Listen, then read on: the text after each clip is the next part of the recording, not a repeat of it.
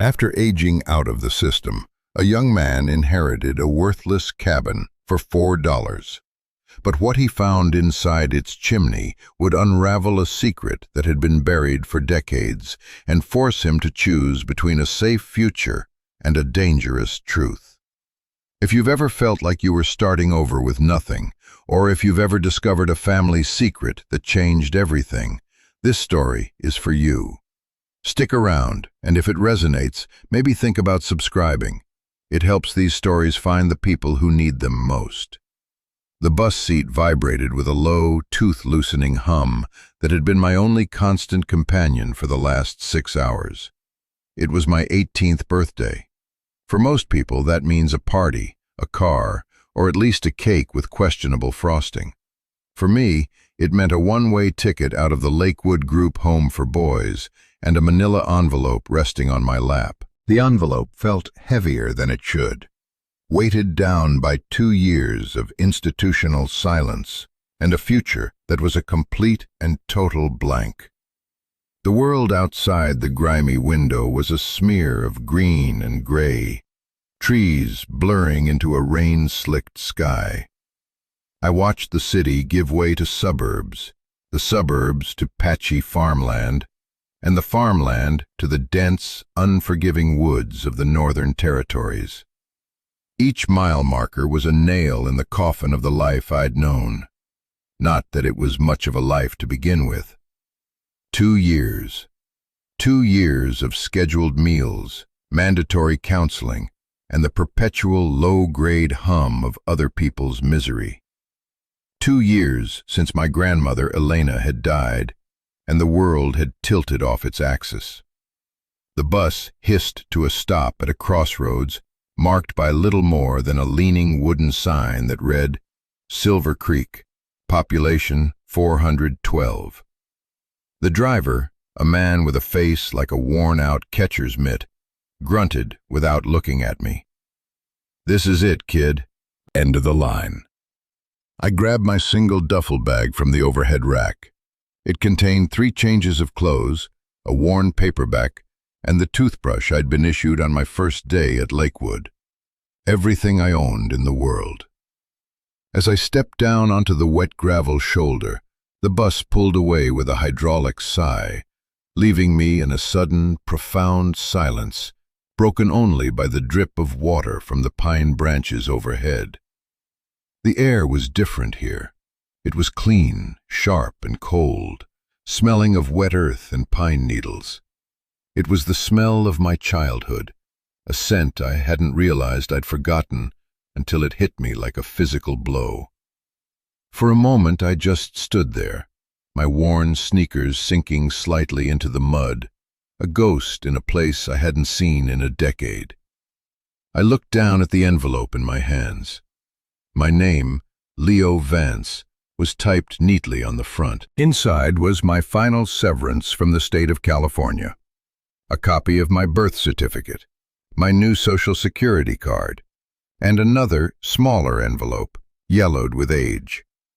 My grandmother's familiar, spidery handwriting was on the front, just my name. My social worker, Ms. Albright, had given it to me that morning. She was a woman who operated on a tight budget of time and empathy, and she delivered the package with the same detached efficiency she used for everything. "Your grandmother's lawyer sent this over. It was to be given to you on your 18th birthday. There's a deed inside, Leo, for that property up north." She'd paused, her gaze softening for a fraction of a second. "The lawyer advised me to tell you there are significant back taxes owed. A development group has already made an offer to the county to clear the debt and take possession. The offer is $5,000. For you, that's a fortune. My advice? Sign the quitclaim deed. They'll send you. Take the money and get a fresh start somewhere. Don't go up there. There's nothing for you in Silver Creek." A fresh start. The words echoed in the quiet air. That's what everyone said you were supposed to want. But how do you start fresh when your past is the only thing that feels real? I tore open the manila envelope and pulled out the smaller one. My fingers trembled slightly as I broke the brittle wax seal. Inside wasn't a deed, not exactly. It was a single sheet of paper folded around 4 crisp $1 bills. The paper was a quitclaim form for a parcel of land signed over from the estate of Elena Vance to Leo Vance for the sum of $4. And at the bottom a handwritten note from her. "My dearest Leo," it began, and my throat tightened. "If you are reading this, I am gone, and you are a man. I am so sorry to have left you alone. This is not the life I wanted for you. The cabin is yours now. It is all I have to give, but perhaps it is enough. When you are there, and when you feel you are ready, look to the heart of the house. Split the chimney 4 ways. What you find is your inheritance. Be careful, be smart, and know that I have loved you more than all the stars in the sky. Always your Nana." Split the chimney 4 ways. The words were nonsense, a riddle from a woman who had never been one for games. The heart of the house. The old stone chimney was the literal heart of the cabin. It was the first thing she'd had built, a massive column of river rock that anchored the entire structure. I clutched the paper and the $4. Ms. Albright's advice was sensible. $5,000 could get me a room, a security deposit, a bus ticket to anywhere else. It was a lifeline. But it wasn't my grandmother's voice. It wasn't her hand that wrote the words. This strange inheritance, this broken-down cabin and its cryptic instructions, was the last piece of her I had left. I looked down the muddy, overgrown lane that disappeared into the trees. It was the only path from the crossroads. Taking a deep breath that tasted of rain and memory, I started walking. I didn't know what I was walking toward. I only knew what I was walking away from. The walk was longer than I remembered, or maybe my childhood legs had just made it seem shorter. The lane was more of a suggestion than a road. 2 muddy ruts carved into the forest floor, overgrown with weeds and moss. The trees grew thick and tall on either side, their branches interlocking overhead to form a canopy that blocked out what little light the gray sky had to offer. Every sound was magnified in the stillness. The squelch of my shoes in the mud, the frantic chatter of a squirrel in a high branch, the steady, rhythmic drip of water falling from leaf to leaf. It was a lonely sound. I thought about the noise of the group home, the constant cacophony of television, video games, arguments through thin walls. It was a noise I had hated, a noise that scraped at the inside of your skull until you thought you'd go mad. But this silence was different. It was heavier. It pressed in on you, made you feel how truly alone you were. My duffel bag grew heavier with each step, the strap digging a raw groove into my shoulder. I shifted it from side to side, my breath coming in short, misty plumes in the cold air. I remembered this walk. I remembered doing it with her, my small hand lost in her warm, calloused one. She would point out the different types of ferns, the mushrooms that grew on the rotting logs, the places where deer had bedded down for the night. For her, the forest was not an empty space. It was a book filled with stories. For me now, it just felt empty. After what felt like an hour, the lane opened into a small, circular clearing. And there it was, the cabin. My heart sank. The picture in my memory was of a rustic, charming little house, smoke curling from its stone chimney, yellow light glowing in the windows. The reality was a wreck. The porch roof sagged at a drunken angle, one of its support posts having rotted through and collapsed. The cedar shingles on the main roof were curled and black with mildew, with several large patches missing entirely, leaving dark, gaping holes. The windows were boarded up, not with neat planks, but with mismatched pieces of scrap wood, as if done in a hurry. The whole structure seemed to be leaning, tired, giving in to the relentless pull of gravity and time. It didn't look like a home. It looked like a grave. A wave of despair washed over me, so cold and sharp it felt like the creek water itself. Ms. Albright was right. This was a mistake. There was nothing here for me but rot and memories. I should have taken the money. I could be on a bus right now, heading south, heading anywhere. I almost turned around. I almost walked back down that muddy lane, flagged down the first car I saw, and left this ghost of a place behind forever. But then my eyes fell on the chimney. It stood in stark contrast to the decay surrounding it. It was immense, a solid, defiant pillar of gray and brown river stone, rising from the foundation straight through the sagging roofline. It was perfectly plumb, untouched by the rot and neglect that had consumed the rest of the house. Moss grew in the crevices between the stones, but it looked like a decoration, not a sign of weakness. It was the heart of the house, she had said, and it was still beating. My resolve hardened. I had come this far. I had to see it through. I dropped my duffel bag on the muddy ground and circled the cabin, my sneakers slipping on the slick, mossy earth. I went to the back, where a small, lean-to shed had been built against the rear wall. I remembered her keeping tools in there. The door was swollen shut, but after a few hard shoves with my shoulder, it gave way with a groan of protest. Inside, it smelled of rust and damp soil. Cobwebs as thick as cotton candy draped over everything. A rusty shovel and a pitchfork leaned against the wall. On a rotting shelf, I found what I was looking for, a heavy iron crowbar. It felt solid and purposeful in my hands. I went back to the front of the cabin and started working on the boards over the door.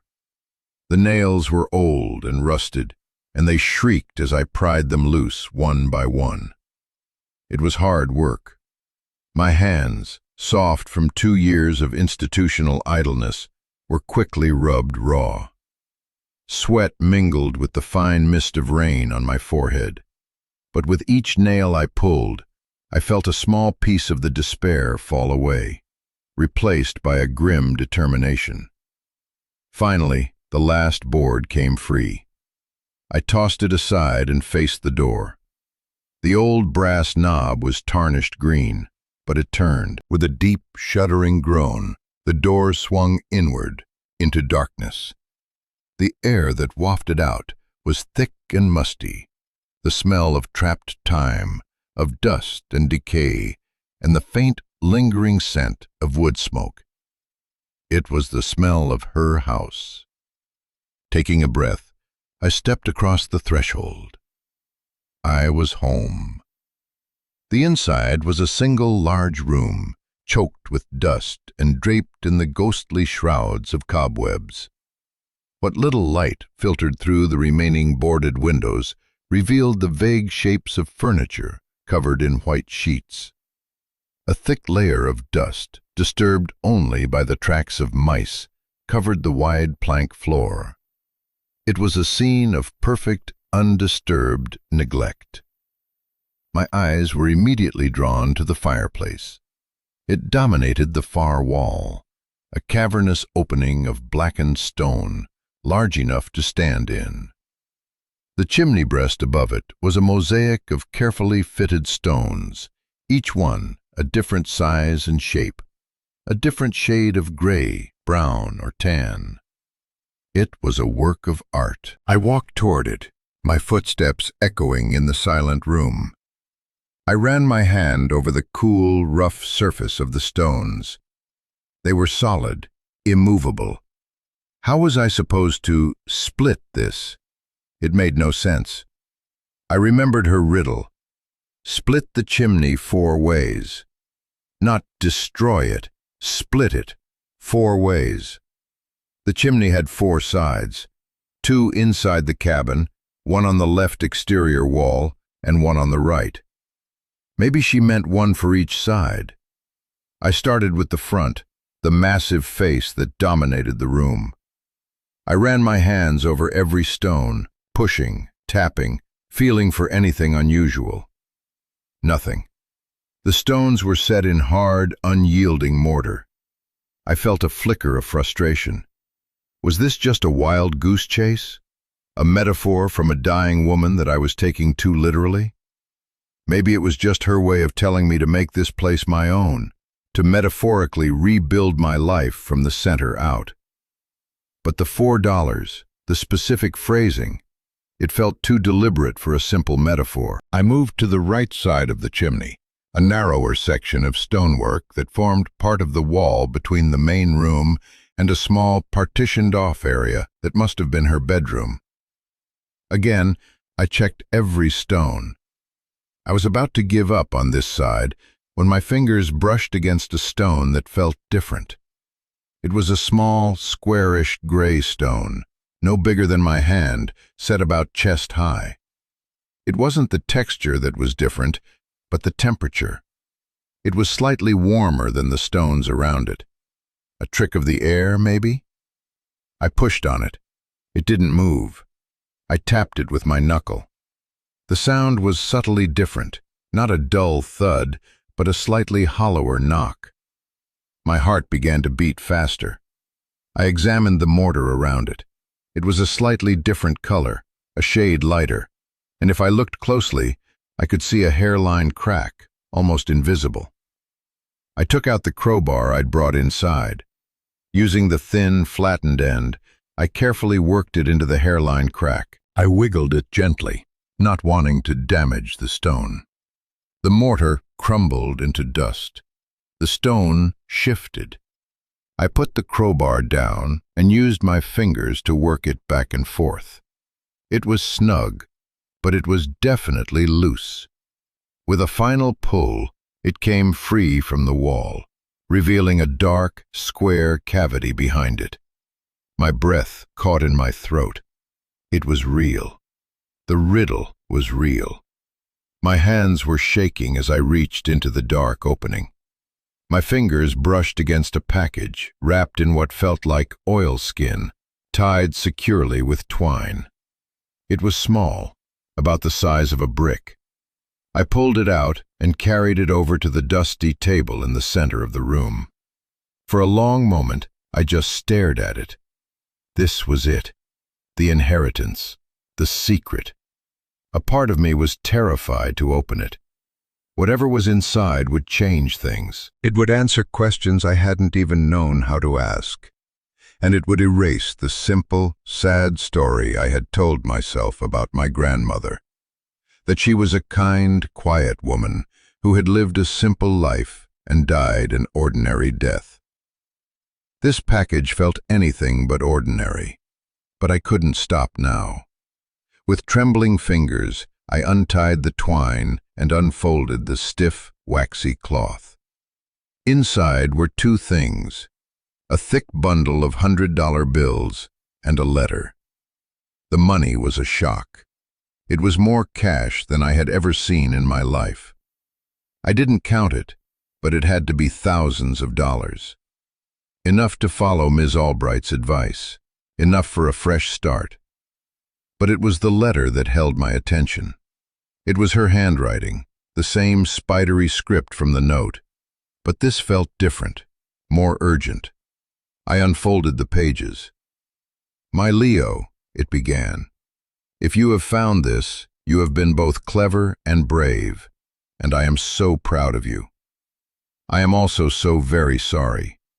I have left you with a burden, I know. This is the first of 4 caches. There is 1 on each side of the chimney. This money is for you to live, to eat, to buy clothes, to be warm. Use it to pay the taxes on this land immediately. Do not let them take it. This land must stay in our family. The money is clean. You do not have to worry about that. but it is only a tool. The real inheritance is the truth." She went on to explain.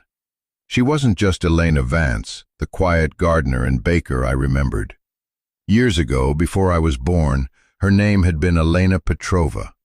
She and my grandfather, a man I'd never met, had been journalists in their home country, a place still shaking off the iron fist of a corrupt regime.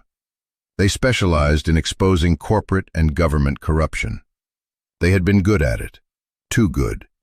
They uncovered a massive scandal involving a powerful mining consortium that was illegally dumping toxic waste, poisoning the water supply of entire villages. The consortium was owned by a family with deep ties to the new, supposedly democratic government.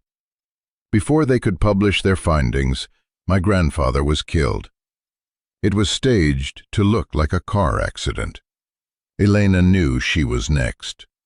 She fled, pregnant with my mother, taking with her the only existing copy of the evidence: documents, soil samples, and photographs. She escaped to America, changed her name, and disappeared into a quiet, rural life in Silver Creek. She raised my mother, and then me, in constant, silent fear that her past would catch up to her. I had to sit down. The floorboards creaked under my weight as I sank onto a dust sheet-covered armchair. My image of her, the gentle woman who taught me how to tie my shoes and baked apple pies that made the whole cabin smell like heaven, was shattering. A freedom fighter? A fugitive?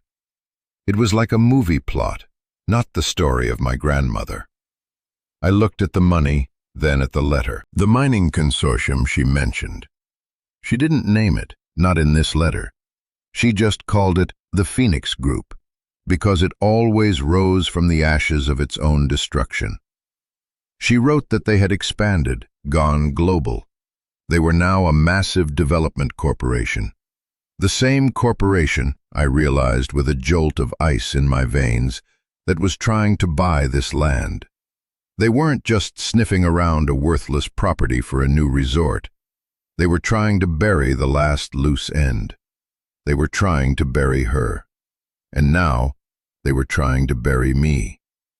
The silence in the cabin was no longer just empty. It was menacing. Every creak of the old house sounded like a footstep. Every gust of wind rattling the boarded windows sounded like someone trying the door. I was sitting on a mountain of cash, holding a story that had gotten my grandfather killed. And I was an 18-year-old kid with a duffel bag and a crowbar. Ms. Albright's voice echoed in my head again. Take the money and get a fresh start. It was the sane choice, the logical choice. I could take this cash, walk out of this cabin, and disappear just like my grandmother had. I could buy a new life, a life without secrets, without Phoenix groups, without the ghosts of dead journalists. A life where I wasn't looking over my shoulder every second of every day. I could be free, or what passed for it. I stood up and walked back to the chimney. I ran my hand over the rough stone, over the empty hole where the first package had been hidden. This was just the first of 4 caches. What was in the others?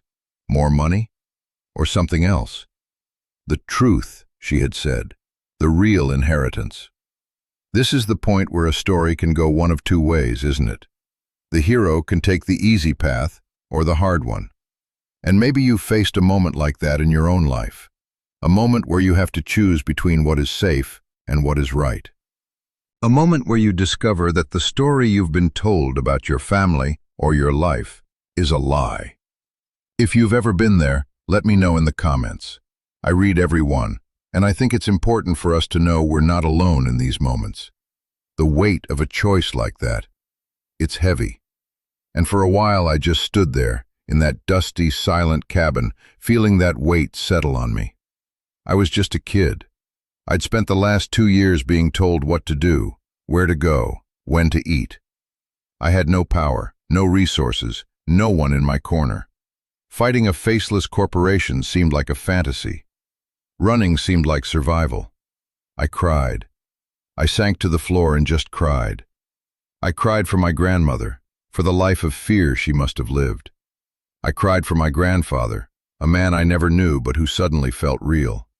And I cried for myself, for the lost, scared kid who just wanted a place to belong and had instead inherited a war. After a long time, the tears stopped. The cold of the floorboards seeped into my bones. The gray light filtering into the cabin was beginning to fade. I had to make a choice. I thought about the last 2 years at Lakewood. The feeling of being invisible, a case number in a file.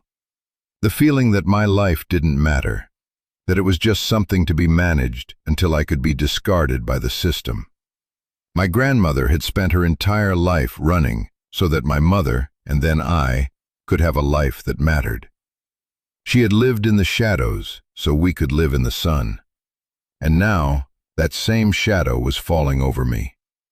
If I ran, I would be honoring her fear. But if I stayed, if I fought, I would be honoring her courage. I would be finishing the story she and my grandfather had started. I would be making her sacrifice mean something.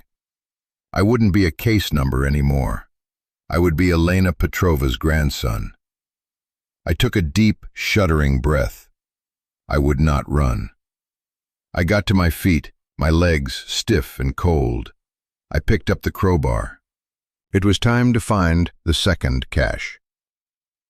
The second loose stone was on the exterior wall, on the left side of the cabin, tucked away behind a thick, overgrown rhododendron bush. It was harder to get to. I had to push my way through the wet, scratchy branches, the leaves cold and slick against my skin. Finding the stone was easier this time. I knew what to look for. The subtle difference in color, the hairline crack in the mortar. It was at about the same height as the first one. It took more effort to pry it loose. The damp had swollen the stone in its socket. But finally, with a scraping sound, it came free. The cavity behind it was also lined with oilskin, but the package within was different. It wasn't a brick of cash, it was flatter, more rectangular. I pulled it out and carried it back inside, my heart hammering against my ribs. I lit one of the old kerosene lamps I found on the mantelpiece. Its warm, flickering light pushed back the encroaching darkness and made the shadows dance. In its glow, I unwrapped the second package. Inside was a slim, leather-bound folio and another letter. I read the letter first. "My brave Leo," it started. "You stayed. I hoped you would, but I was afraid for you. This part is harder. There is no money here, only knowledge. And knowledge is a much heavier burden. Inside this folio is a copy of the original evidence against the Phoenix Group, or, as they were known then, Volkov Mining. These are my husband's files, my notes, photographs of the poisoned rivers, the sick children, internal memos smuggled out by a brave source detailing the cover-up. It is all there, proof of their crimes. But it is old proof. They will say it is forged. They will say it is inadmissible. By itself, it is not enough to bring them down. It is only enough to make them want to silence you. My blood ran cold. She was right. This wasn't a smoking gun. It was a death warrant. I opened the folio. The pages were yellowed and fragile. There were grainy black and white photographs of landscapes that looked like moonscapes, devoid of life, with dark, oily slicks covering the surface of a river. There were photos of people, their faces gaunt, their eyes filled with a kind of despair I recognized. There were documents filled with chemical formulas and geological charts I didn't understand. And there were typed memos stamped with the Volkov Mining logo, discussing containment of public relations fallout and mitigation of local political entanglements, euphemisms for threats and bribes. It was horrifying. It was the story of a crime committed against innocent people for profit. And my grandparents had tried to tell that story. I traced the faded photograph of a young man with dark, intense eyes and a serious mouth. My grandfather. He was holding a camera, standing on a barren riverbank. He looked like a man on a mission that had cost him his life. The weight of the folio in my lap felt immense. My grandmother was right. This wasn't enough. A high-powered law firm would tear this apart in court. They would bury me in legal fees, motions, and delays until I had nothing left. I felt a surge of hopelessness. What was I supposed to do with this? What good was half a story? I read her letter again, searching for a clue. The last lines gave me one. "This evidence alone is weak," she wrote, "but it is a key. It is the beginning of the thread. There is someone who can help you follow it to the end. A man named Arthur Gable. He was a friend of ours, an American journalist who worked with us back then. He knew the risks. When we had to run, we lost contact. I believe he is still alive. I believe he is a lawyer now in San Francisco. He will not remember the name Vance, but he will remember the name Petrova, and he will remember the Volkov case. Find him, Leo. He is your only chance." Arthur Gable. A name, a tangible lead. It was a sliver of hope in a sea of uncertainty. San Francisco was a world away. I had no way to get there, no way to find him. But I had a name, and I had the money from the first cash. I carefully placed the folio back in its oilskin wrapper and hid it with the first letter. I knew I couldn't stay in the cabin with this kind of information. It wasn't safe. The Phoenix Group had been looking for this land. They probably had people watching it, waiting for someone to show up. My arrival must have triggered some kind of alert. I had to assume they were coming. My mind raced. I needed a plan. First, secure the inheritance. I still had 2 caches to find. I couldn't leave without them. I grabbed the crowbar and went back outside, this time to the other side of the cabin. The third stone was on the right exterior wall, behind a stack of rotting firewood. It was easy to find. I pulled it loose, my movements practiced now. The third package was inside. This one was small and heavy.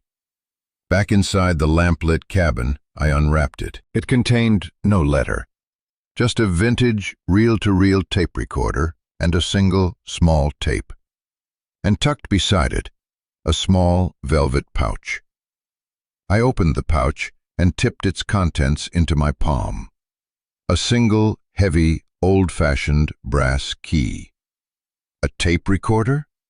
It was a museum piece. I had no idea if it even worked. I examined it in the lamplight. It was in pristine condition, the oilskin having protected it from the damp. The tape was already loaded. I found the play button. It was a stiff, mechanical switch. I pressed it down. For a second, there was only the soft hiss of the tape, and then a voice. A man's voice, speaking English with a thick Eastern European accent. It was my grandfather. Testimony of Stefan Volkov, October 12, 1988. My name is Stefan Volkov. I am the nephew of the founder of Volkov Mining. I was the chief geologist for the Kavar project. I can no longer remain silent. My grandfather's voice was steady, calm. He was interviewing someone, Stefan Volkov, the name of the company. This was a family member, a whistleblower. The voice that answered was thin, reedy, and filled with fear. "They will kill me for this," the man whispered. "They killed Anya. They will kill me." "I know," my grandfather's voice replied, gentle but firm. "But the world needs to hear what you have to say. Tell me about the dumping. Tell me about the documents." The man, Stefan Volkov, began to speak. And for the next 30 minutes I listened, frozen, as he laid out the entire conspiracy. He confirmed everything in the documents and more. He described how his uncle had ordered him to falsify environmental reports, how they had bribed officials, how they had silenced dissenters. He named names, gave dates, and detailed locations. It was the missing piece. It was the testimony that connected the old documents to the criminals who had ordered the crime. And it was on a single, fragile, magnetic tape. At the end of the tape, Stefan Volkov's voice broke. "There is a ledger," he said, his voice barely a whisper. "My uncle kept a private ledger, all the bribes, the payoffs. It is the only real proof. He keeps it in a safe deposit box in America, a bank in San Francisco. The key is hidden. Only he knows where." My grandfather's voice came back one last time. "Where, Stefan? Where is the key?" There was a long silence, filled with the hiss of the tape. Then Stefan Volkov whispered a single sentence, a phrase so strange it made no sense to me. And then the tape ended. I stared at the recorder, my mind reeling. A secret ledger, a safe deposit box in San Francisco, and a key. I looked at the heavy brass key in my hand. This had to be it. My grandmother had found it somehow. This tape, this key, this was the weapon. The old documents were the map, but this was the ammunition. I suddenly felt the full, crushing weight of what I was holding. This wasn't just a story about the past anymore. It was about a bank, a box, and a ledger that could bring a global corporation to its knees. And I, a homeless 18-year-old in a derelict cabin, was the one holding the key. My first instinct was to protect the tape. I ejected it from the recorder and put it in my pocket. The recorder itself was just a machine. The tape was everything. I needed to get out of there. I needed to find Arthur Gable. I looked around the dark cabin, at the sheet-covered furniture and the dying fire I hadn't even realized I'd built in the hearth. This place wasn't safe, but I couldn't leave yet. There was still one more cache. The fourth side of the chimney, the back wall. The last loose stone was located on the rear of the chimney, inside the small attached woodshed. It was behind the leaning shovel and pitchfork, almost completely obscured. It was the hardest to remove, set deep in the wall. I had to use the crowbar with all my strength, the metal groaning in protest. When the stone finally came loose, I saw that the final package was different from the others. It was a long, thin metal box, like a strongbox for documents. It was locked, and there was no key.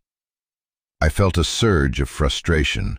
A locked box, after all this? But then I looked at the box more closely. There was no keyhole. Instead, on the top, there was a small engraved brass plate.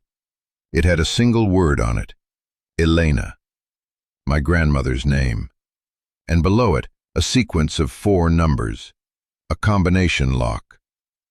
I tried to turn the dials, but they were frozen with age. I sat on the damp floor of the shed, the heavy box in my lap, feeling defeated. What was the combination? Her birthday? My birthday? I tried them both. Nothing. I thought back to her first note. Split the chimney 4 ways, 4 caches, 4 sides, and the first thing she left me, 4 $1 bills. A strange, specific amount. I pulled the 4 crumpled bills from my pocket. They were just ordinary dollars. I unfolded them, smoothing them out on my knee. I looked at the serial numbers, just random strings of letters and numbers. It was a dead end. I was about to give up, to try and pry the box open with the crowbar, when something caught my eye. On the first dollar bill, next to the serial number, there was a tiny, faint mark in pencil. a circle around the number 7. I grabbed the second bill, another mark, a circle around the number 3. My hands started to shake. The third bill had a circle around the number 8. The fourth bill had a circle around the number 1. 7, 3, 8, 1. It was a long shot, a crazy movie plot long shot. But everything about this was crazy. I picked up the box and carefully, one by one, turned the stiff dials. 7, plick. 3, plick. 8, plick. 1, click. I held my breath and lifted the lid. It opened. Inside there was no money, no evidence, no keys. There was only one thing, a thick stack of letters tied with a simple blue ribbon. All of them were in her handwriting. And on top of the stack, a small framed photograph. It was a picture of her and me, sitting on the porch of this very cabin. I was maybe 6 or 7 years old, missing a front tooth and grinning a huge, goofy grin. She was looking at me, and the love in her eyes was so powerful it radiated right out of the fading photograph. It was the grandmother I remembered. It was the woman who had made me feel safe. I picked up the letters. They were all addressed to me. The first one was dated the day after she was diagnosed with the illness that would eventually take her life. The last one was dated the day before she died. She had been writing to me for 2 years, documenting her thoughts, her fears, her memories. She was telling me her life story in her own words. It was her final testimony. I opened the first letter. "My dearest Leo," it began. "The doctors told me today that my time is short, and all I can think about is you.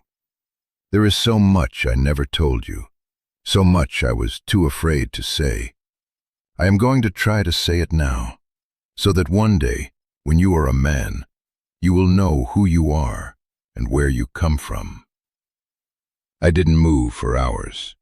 I sat on the floor of that damp, cold shed and read.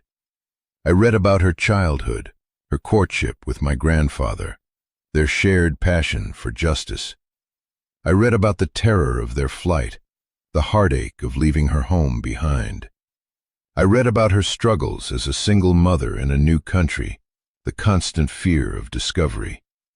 She wrote about my mother's brief, troubled life, and her sorrow at losing her too. And she wrote about me. She wrote about the joy I brought her, how holding me for the first time felt like the first moment of peace she'd had in 30 years. She wrote about my first steps, my first words, the funny things I said. She wrote about her hopes for my future.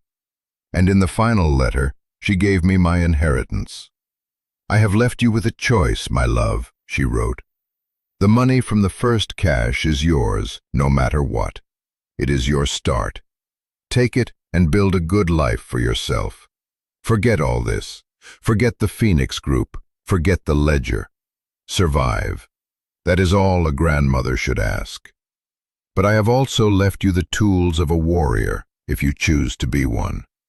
The evidence, the testimony, the key, the truth. If you choose this path, it will be dangerous.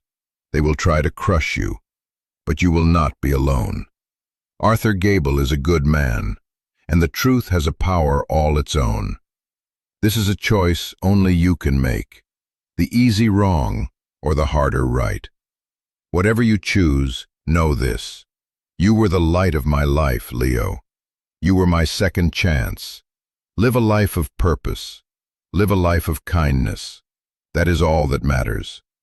I love you, always." The last letter fell from my hands. The cabin was dark. The lamp had long since burned out.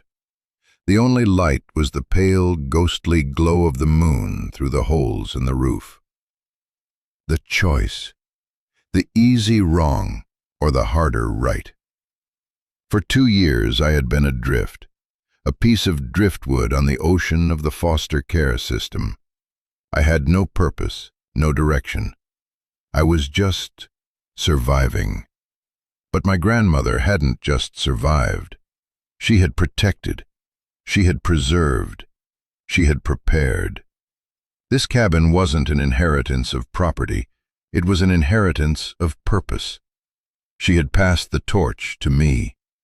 I finally understood. The money was for survival. The evidence was for the fight. The letters were for my soul, to remind me why I was fighting. I carefully gathered up all the packages, the money, the folio, the tape, the key, and the letters. I packed them carefully into my duffel bag, wrapping them in my spare clothes. I took one last look around the cabin. It didn't look like a wreck anymore. It looked like a fortress, a sanctuary. It was my home. But I couldn't stay, not yet. I had to get to San Francisco. I had to find Arthur Gable. I took a portion of the cash from the first cache, stuffing it into my pockets. I left the rest hidden back in the chimney, just in case. I scribbled a note and left it on the table. I'll be back. Leo. I don't know who I was writing it for. For her, maybe, or for myself. I slipped out of the cabin and into the pre-dawn gloom. The forest was quiet, the air cold and damp. I walked back down the long, muddy lane, my duffel bag feeling both heavier and lighter than it had before. It was heavy with secrets and evidence, but it was light with purpose. When I reached the crossroads, I didn't hesitate. I turned south. I walked for 2 hours until I reached a small town with a bus station. I bought a ticket to San Francisco. As the bus pulled away, I looked out the window, back toward the mountains that held my cabin, my home. It wasn't the end of the story. It was the beginning of my part of it. The journey to San Francisco took 2 days. 2 days of sitting on a bus, watching America scroll by, the duffel bag clutched between my knees. I barely slept. My mind was a whirlwind of my grandmother's words, my grandfather's voice on the tape, and the cold, hard facts of the evidence. I felt like a spy in a movie, carrying a secret that could change the world. The other passengers were just people going about their lives, students going back to college, families on vacation, workers heading to a new job. They had no idea that the quiet kid in the corner seat was carrying a 40-year-old conspiracy in his backpack. When the bus finally rolled across the Bay Bridge, the city skyline rising up like a promise, my heart was pounding. I had never been in a city this big. The noise, the crowds, the sheer scale of it was overwhelming. I found a cheap motel in a rundown neighborhood, a place with peeling paint and the lingering smell of stale cigarettes. I paid for a week in cash. The room was small and grim, but it had a lock on the door. For the first time in my life, I had a room that was entirely my own. The next morning, I bought a burner phone and a city map. Finding Arthur Gable was not easy. There were dozens of lawyers named Gable in the city. I started calling. Most were polite dismissals. A few were rude. None of them had ever heard of Elena Petrova or the Volkov case. My hope began to dwindle. What if he had died? What if my grandmother was wrong? After 2 days of dead ends, I was down to the last name on my list. Gable and Associates, Private Investigation and Legal Services. It sounded different from the big corporate law firms. I dialed the number, my stomach twisting into a knot. A gruff voice answered. Gable. Hello, I said, my voice unsteady. I'm looking for Mr. Arthur Gable. You found him. What do you want? He barked. He sounded old, tired, and impatient. My name is Leo Vance. I was given your name by my grandmother. Her name was Elena Vance, but you would have known her as Elena Petrova. There was a long silence on the other end of the line. For a second, I thought he had hung up. Then his voice came back, completely changed. It was low, cautious, and deadly serious. "Where are you?" We met in a small, quiet park overlooking the bay. He had told me to come alone and not to bring anything. He was an old man, probably in his late 70s, with a shock of white hair and eyes that had seen too much. He walked with a slight limp.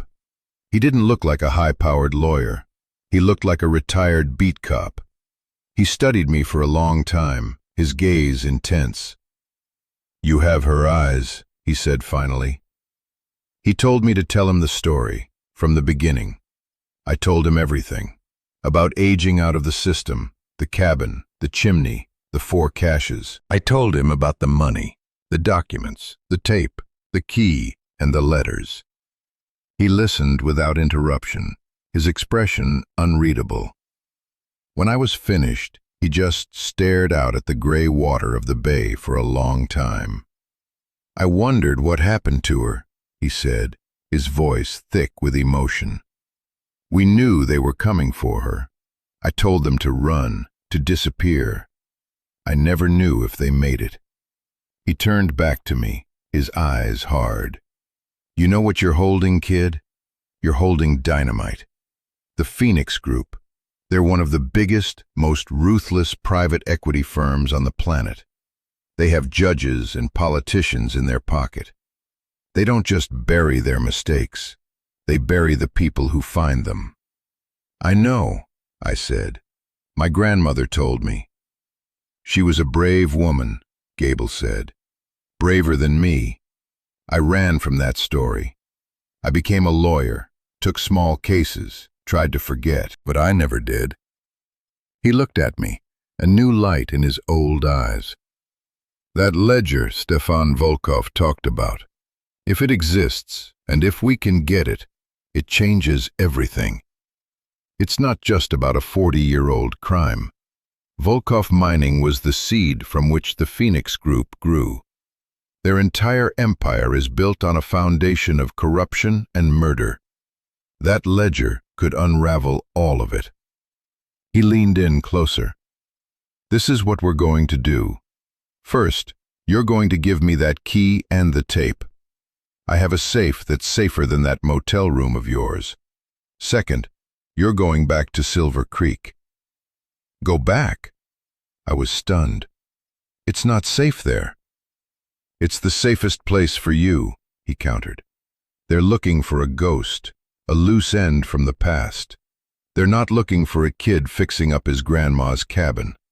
You're going to go back there, pay the back taxes with that cash, and make that place your home. You're going to be visible. You're going to be Leo Vance, the orphan who inherited a piece of junk. You're going to hide in plain sight. Meanwhile, I'm going to find out which bank holds that box. And when I do, we're going to get that ledger. And then we're going to burn them to the ground." And that's what I did. I gave him the tape and the key. He gave me a new, secure phone and a list of instructions. I took a bus back north, back to the mountains, back to Silver Creek. The first thing I did was go to the county records office. I paid the 2 years of back taxes in cash. The clerk looked at me like I was crazy, paying thousands of dollars to save a property that was officially valued at next to nothing. But as I walked out with the stamped deed in my hand, the land was truly mine. It was the first thing I had ever truly owned. I went back to the cabin, and I started to work. I used the money my grandmother left me to buy lumber, shingles, and tools. I spent my days on the roof, tearing off the old, rotten shingles and replacing them. I learned how to frame a wall, how to glaze a window. I rebuilt the collapsed porch. My hands, once soft, became calloused and strong. The work was hard, exhausting, but every nail I hammered was an act of defiance. Every board I replaced was a reclamation.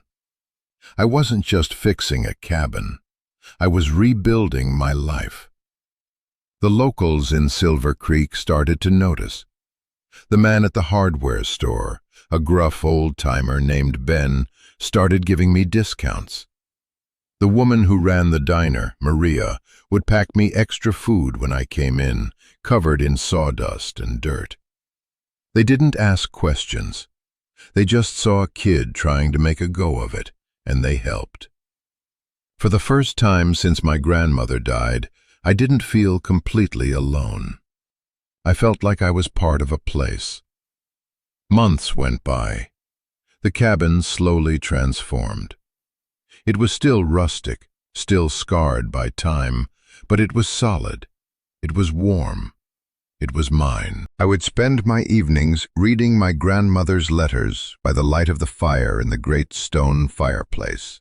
Her words a constant source of strength. I was waiting.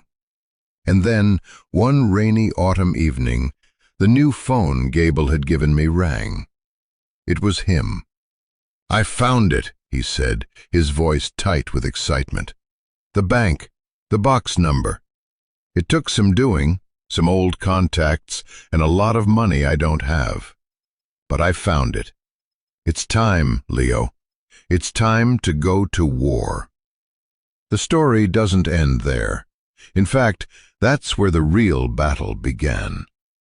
Walking into that bank, using that old brass key, and opening that box. What we found inside was more explosive than either of us could have ever imagined. It set in motion a chain of events that would expose the Phoenix Group and challenge the very foundations of power in this country. But that's a story for another time. Today, the story is about this place, this cabin. It's more than just wood and stone to me. It's a legacy. It's a testament to the idea that a home isn't just a roof over your head. It's the history that lives within its walls. It's the love that was shared there. It's the purpose you find there. My grandmother left me a broken-down house, but she gave me a foundation to build my life on. She taught me that inheritance isn't about what you're given, but what you choose to do with it. You can take the easy money, or you can take on the harder fight. I look at this chimney, the heart of my home, and I see the 4 choices she gave me. The choice to survive, the choice to know the truth, the choice to fight, and the choice to love. And I chose all of them. What this story taught me is that you can't run from who you are, and you can't escape your past. But you can choose to face it. You can choose to take the broken pieces you've been given and build something new, something strong, something that matters. You can build a home. If this story meant something to you, if it touched on something in your own life, a secret, a hard choice, the struggle to find your place in the world, I hope you'll subscribe and join our community. I promise to keep telling stories that are real, stories about finding hope in the dark places. And please, share your own story in the comments below. What does home mean to you? What inheritance, seen or unseen, has shaped your life? I'll be reading. Thank you for listening.